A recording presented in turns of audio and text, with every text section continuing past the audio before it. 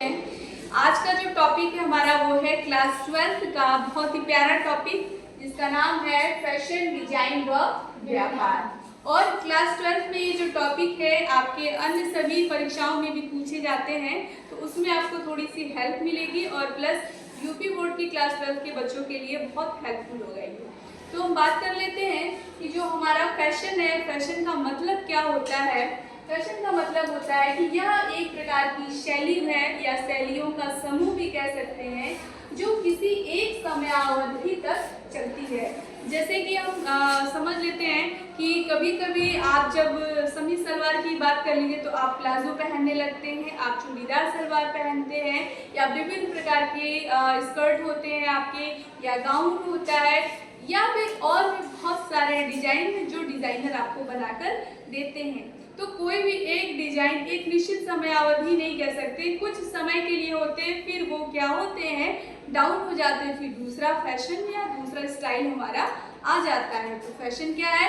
Fashion एक प्रकार की शैली होती है जो एक समयावधि के लिए रहती है। तो आइए इसके बारे में, इसके विकास के बारे में हम समझते हैं कि फैशन का जो विकास होता है वो 18वीं शताब्दी में माना जाता है और 18वीं शताब्दी में फ्रांस में माना जाता है। फ्रांस की जो औद्योगिक क्रांति हुई थी, औद्योगिक क्रांति का मतलब उद्योग बहुत सारे बढ़ रहे थे और बहुत सारे उद्योग चलाए जा रहे थे, उसी के अंतर्गत हमारा फैशन से रिलेटेड उद्योग जन्म ले रहा था। और फ्रांस को शाही न्यायालय के द्वारा, उस वर्तमान समय में जो न्यायालय था उसको शाही न्यायालय बोला जा रहा था, और शाही न्यायालय को रेशम उद्योग से संबंधित जब समर्थन प्राप्त हुआ तब तो उस समय बहुत अच्छी क्रांति फैशन से रिलेटेड जन्म ली और रेशम से संबंधित वस्त्र बनाए जाने लगे और फैशन राजधानी कहा जाने लगा उस समय फ्रांस को। और आज भी सबसे खूबसूरत वस्त्र, स्टाइलिस्ट वस्त्र हमें फ्रांस से ही प्राप्त होते हैं। आइए कुछ और बिंदुओं पे हम लोग चर्चा करते हैं।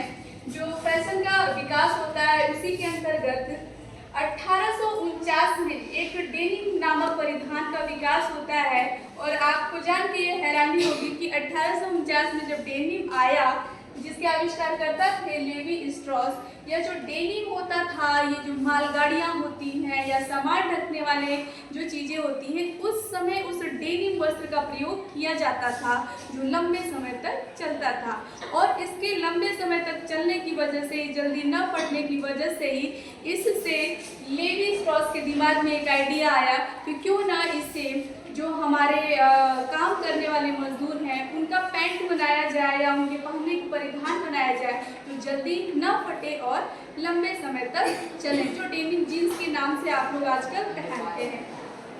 फिर जो महिलाएं हैं, महिलाओं के परिधान में एक बहुत ही अच्छा परिधान आया, स्कर्ट वाला कॉन्सेप्ट आया जो 1880 के समय में प्रारंभ हुआ था। और 1880 के समय में जब स्कर्ट पहनना महिलाएं प्रारंभ की तो फिर ब्लाउज, दुपट्टा, ये सारे परिधान, और इसी से हमारे एक तरह से कह लीजिए कि जो शादियों वगैरह में आप लहंगा पहनते हैं, इस तरह के परिधान का जन्म ही कह लीजिए तो 1880 से हम लोग कोरिलेट कर सकते हैं। फिर हम बात करते हैं कि बहुत व्यवस्थित तरीके से अगर हम कहें तो परिधानों का जो विकास, पहनने योग्य परिधानों का जो विकास होने लगा, उसको माना जाता है हमारा 1920 से। तो हमने जाना कि फैशन क्या होता है और फैशन का विकास किन किन पहलुओं से होकर गुजरा है। नेक्स्ट वीडियो में हम समझेंगे कि सिलाई के आविष्कारकर्ता कौन है और उसके इतिहास की कड़ी क्या है। Thank you.